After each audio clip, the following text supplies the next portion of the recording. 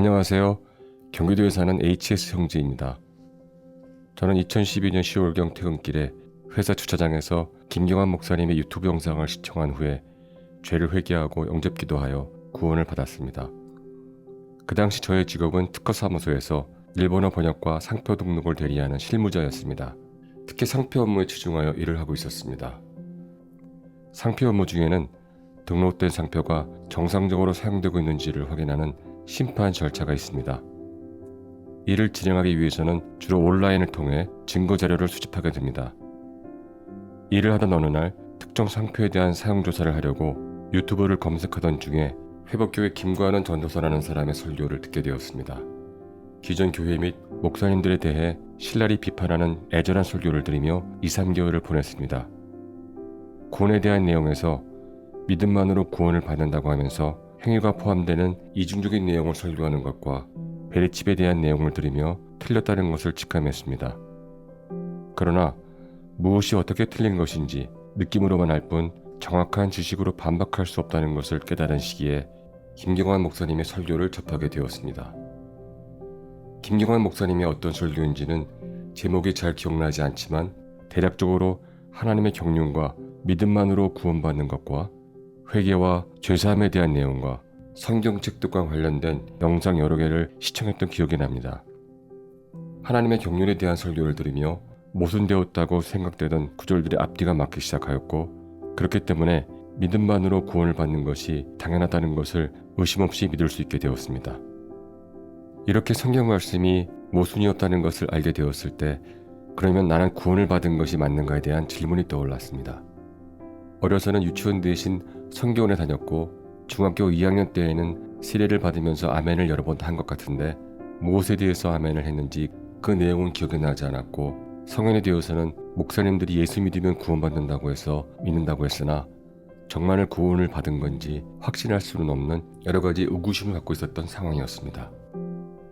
결국 김경환 목사님의 설교를 들으면서 제가 내린 결론은 그때까지 제가 믿고 있었던 예수님은 구원자로서가 아닌 역사적 인물로서 믿고 있었다는 것을 깨닫게 되었습니다.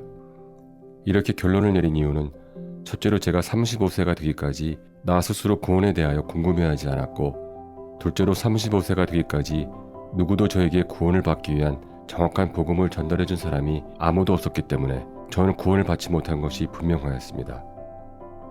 그렇기에 제가 그때까지 믿고 있었던 예수님은 저의 구원자가 아니었음을 확실히 알게 되었습니다.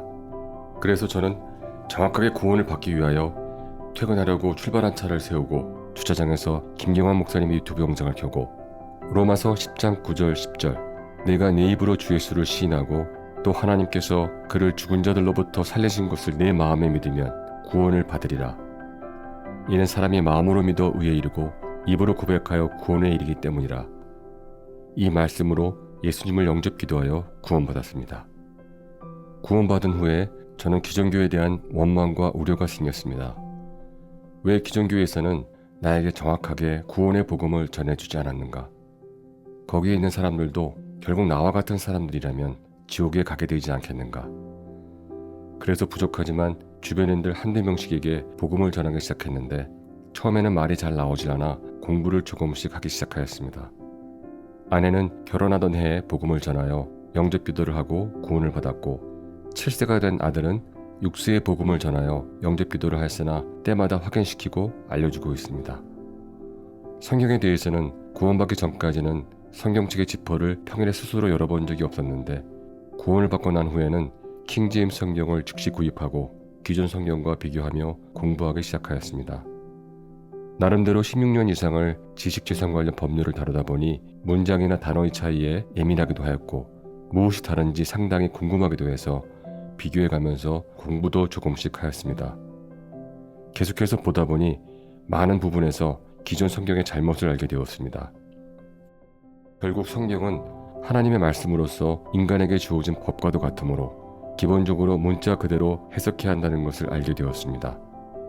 과거와 현재와 미래의 하나님이 동일하신 분이라면 어느 시대건 주어진 말씀은 동일하게 보존되어야 한다는 것을 확신하게 되었습니다.